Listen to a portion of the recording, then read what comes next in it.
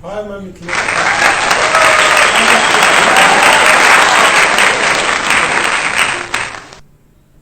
और हिंदू धर्म में छठ पूजा क्यों करते हैं?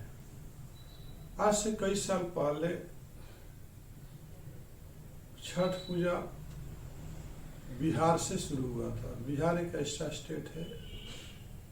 बिहार का नाम बिहार क्यों पड़ा? सबसे सुखी संपन्न स्टेट का नाम आता है तो वो नाम था बिहार। बिहार का मतलब बिंदास, कोई चिंता नहीं, कोई फिक्र नहीं,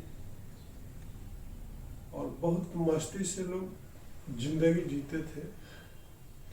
और सबसे एजुकेशन में भी बिहार सबसे आगे रहा है। जैसे फर्स्ट यूनिवर्सिटी नालंदा यूनिवर्सिटी था। आप चाणक्य का नाम सुने होंगे। जो चाणक्य नीति आज हर जगह पर देखा जाता है।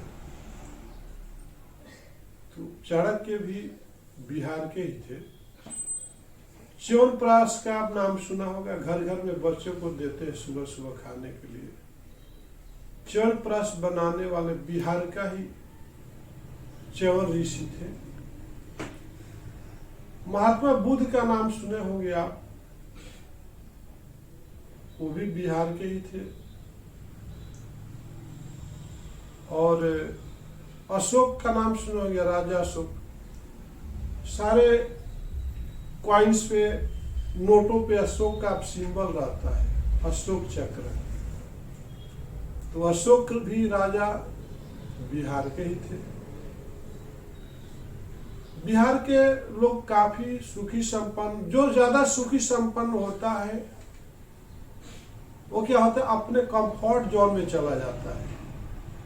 अब उस और वो काम करना नहीं चाहता है। धीरे धीरे क्या हो, फिर वो गरीबी की तरफ आ जाता है। वही हाल हुआ बिहार का। इतना अयासी वहां पे हुआ। बाई का शादी ब्याह में 4-4, 5-5 घंटे बाई का नाच कराने वाला बिहारी है। और जितने भी बड़े बड़े ऑफिसर गवर्नमेंट पे बनने वाला और इंजीनियर जो है बिहार के ही होते हैं। वो ऐसा कोई कंट्री नहीं है और ऐसा कोई स्टेट नहीं है जहां पर बिहारी नहीं है। अब समझ गया होंगे बिहारी कितना पावरफुल होता है। महाराष्ट्र को चलाने वाला बिहार का ही आदमी है। चेन्नई को चलाने वाला बिहार का ही आदमी है। तेलंगाना को चलाने वाला बिहार का ही आदमी है। आज से कई साल पहले आंध्र प्रदेश में कुछ भी नहीं था। चारों तरफ देखो तो पहाड़ी एरिया थी, एग्रीकल्चर भी डेवलप नहीं था। इंदिरा गांधी ने एक क्रांति लाई और यहाँ पर इंडस्ट्रीज का ज्यादा फोकस करी। तब जाकर के तेलंगाना आज इंडस्ट्रीज के मामले में, हर एक मामले में आगे है, हर एक स्टेट से देखा जाए तो। उस छठ माह के आपको बराबर बताऊंगा कि बिहार से शुरू हुआ था। छठ माह जो होती है वो व्रत इसलिए किया जाता है, अपने संतान की प्राप्ति के लिए छठ का पूजा किया जाता है। अगर कोई भी स्त्री निसंतान है, अगर छठ पूजा करती है तो 100% उसको संतान की प्राप्ति होती है। मरा हुआ भी लोग जिंदा हो जाते हैं।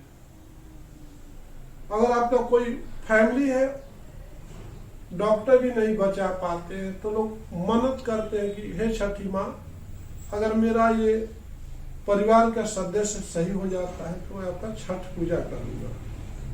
और छठ पूजा का रूल्स बहुत ही स्ट्रिक्ट है। एकाग्रता की जरूरत होती है। 3 दिन तक लोग खाना पीना नहीं खाते हैं। फर्स्ट डे जो है, चाहे जेंट्स हो चाहे लेडीज हो, कद्दू का सब कुछ भी, लहसुन प्याज कुछ भी नहीं खा सकते। कद्दू खा करके दूसरे दिन बेलन बोलते, शुगर कैन का जो होता है, गुड़ बोलते, उसका चावल, मीठा चावल खाते। उसके बाद पानी पूरे दिन नहीं पीते। फिर शाम को डूबते हुए सूरज को पानी के अंदर खड़े होकर के 4-4 घंटे 5-5 घंटे लोग सूरज भगवान को आराधना करते हैं। फिर सुबह के टाइम में जा करके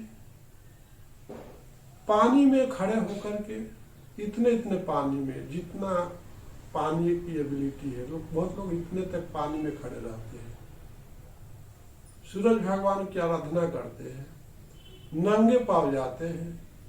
बहुत लोग उस घाट तक, ऊंचा के स्थान तक लेट करके नापते हुए जाते हैं, दंडवत ऐसे करते हुए, जमीन पर लेटते हुए। छठ माँ जो होती है हमारा भरण पोषण करती है। इसका छठ माँ का कोई माँ बाप नहीं है, इसका एक ओनली इनका पति है कार्तिकेय भगवान। कार्तिक भगवान कौन है आपको पता होगा, जो शंकर और पार्वती जी का पहला पुत्र है कार्तिक भगवान। उनकी शादी जो है, उनकी जो पत्नी है छठ माँ है।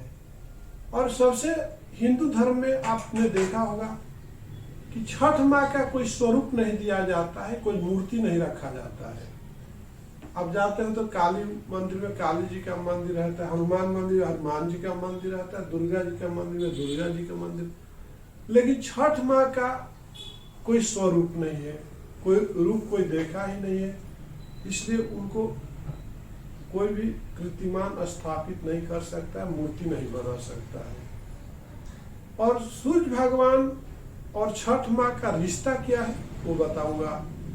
तो सूर्य भगवान जो है छठ माँ का जो है, छठी मैया का जो है क्या है, वो भाई है, हमेशा उचित की रक्षा करते आए। भाई और बहन का रिश्ता बहुत ही इस संसार में सबसे पवित्र रिश्ता है, जिसके अंदर ममता, दया, हेल्पिंग नेचर सब कुछ परस्पर मिला हुआ होता है। जिस तरह से द्रौपदी होती है, उसका भी मोह बोला भाई जो है कृष्ण भगवान है। जब कृष्ण भगवान का चीरहरण होता है तो पांडव तो जुए में हार गए होते हैं, सर नीचे करते हैं। द्रौपदी कृष्ण भगवान को पुकारती है, हे मेरे भाई कृष्ण, अब बचाने का समय आ गया है। दुशासन मेरा चीर को हरण कर रहा है, मेरे को नंगा करने की कोशिश कर रहा पूरे समाज में, मेरा इज्जत बचाओ, आप ही के हाथ में है। तो कृष्ण भगवान, हर कोई स्वार्थी है और हर एक दूसरे पर निर्भर है। हम मंदिर में जाते हैं, पूजा करते हैं तो अपने स्वार्थ के लिए। द्रौपदी भी एक बार कृष्ण भगवान जब सारथी बने थे, रथ पर सवार थे, लड़ाई के मैदान में उनका धुरी निकल जाता है, जो पहिया रहता है रथ का निकल जाता है। तो द्रौपदी क्या करती है, तो कृष्ण भगवान का एक बार मार लगा था, तो द्रौपदी अपना नया चीरा को, साड़ी को फाड़ करके उनका अंगुली को बांधी थी। तो वही कर्ज उनके पास था। बोले कि उस दिन तुमने अपना नया साड़ी को फाड़ करके मेरा रक्षा करी थी, आज मेरा समय आ गया है कि तुमको मैं रक्षा करूंगा। लगा दुशासन साड़ियां खींचने, लगा साड़ियां बढ़ने, खींचते खींचते पूरा भर गया, खींचते जा रहा था साड़ी बढ़ते जा रहा, खींचते जा रहा साड़ी बढ़ते जा रहा। दुशासन थक थक करके चकनाचूर हो गया, लेकिन द्रौपदी का चीरहरण नहीं कर पाया। सोचो शक्ति कितनी है, आज भी शक्ति है। जरूरत है एकाग्रता की, जरूरत है तपस्या की। हम अगर किसी को कुछ देते हैं तो सामने वाला भी उसके बदले में कुछ देता है। अगर हम प्यार देते हैं तो प्यार देता है, नफरत देते हैं तो नफरत देते हैं, ईमानदारी देते हैं तो ईमानदारी देता है। ये पहले से ही चला आया है। तो छठ माँ ऐसी है कि सबकी भरण पोषण करती है, इसलिए आप में हम उस छठ पूजा के महत्व को बताते हुए, दुनिया जो है स्वार्थी है, स्वार्थ लाए करे सब प्रीति, सुर मन नारद की यह रीति। बिना स्वार्थ के हम एक दूसरे का हेल्प नहीं कर सकते, एक दूसरे के पास नहीं जा सकते हैं। एक दूसरे से संधि करना, एक से दूसरे से जुड़ना, तो हमको स्वार्थ ही तो जुड़ाता, जोड़ के रखता है। तो आप छठ मैया का पूजा करते करते आज पूरे कंट्री में, पूरे वर्ल्ड में छठ पूजा मनाया जाता है। आज के डेट में चाहे कोई भी स्टेट हो, हर जगह मनाने लगे लोग, क्योंकि इसमें पावर है, शक्ति है। और सबने जब ही अपने बारे में दिल से पूजा किया, कुछ डिमांड किया, उसका पूरा उसकी शर्त, उसकी उम्मीद पूरा हुआ है। इसी के साथ मैं मिथिलेश चौधरी आपसे विदा लेता हूँ। नमस्कार, धन्यवाद।